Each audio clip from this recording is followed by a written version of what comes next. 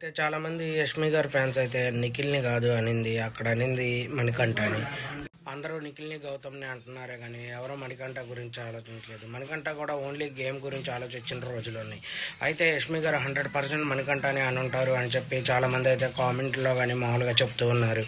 అయితే మణికంఠని అంటాక అక్కడ యష్మికి మణికంఠకి ఉన్న ఇష్యూలు ఉన్నాయి, అది కూడా మనం ఒక అంచనా ప్రకారంగా తీసుకోవచ్చు. కానీ తర్వాత మణికంఠని ఫర్గివ్ చేశారు అందరూ.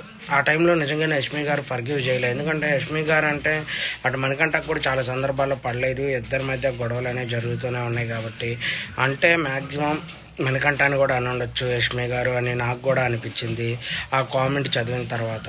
అయితే మణికంఠ చాలాసార్లు ఇసిగిచ్చారు యష్మి గారిని. అయితే యష్మి గారు దానికి సంబంధించి మాట్లాడారు కూడా. ఒకసారి నాగార్జున గారి దాకా వెళ్ళింది ఆ గొడవ. ఎందుకంటే ఊరికే వెళ్ళి పట్టుకోవడం తనకు నచ్చలేదు అని చెప్పి తను ఆల్రెడీ చెప్పినా కూడా సేమ్ అదే రిపీట్ చేస్తూ వచ్చాడు మణికంఠ. ఓవరాల్గా చూసుకుంటే మణికంఠ యష్మి గారిని ఇసిగించడం అయితే నిజంగా జరిగింది. కాబట్టి ఆ విషయంలో మణికంఠని ఉద్దేశించి మాట్లాడి ఉండొచ్చు యష్మి గారు 100% అనిపించింది ఆ కామెంట్ చదివాక. మరి నిఖిల్ గౌతమ్ గురించి అంటారా, పక్కన పెట్టేస్తే నిజంగానే మణికంఠ గురించే చెప్పుకుంటారు అని నాకు కూడా అనిపించింది.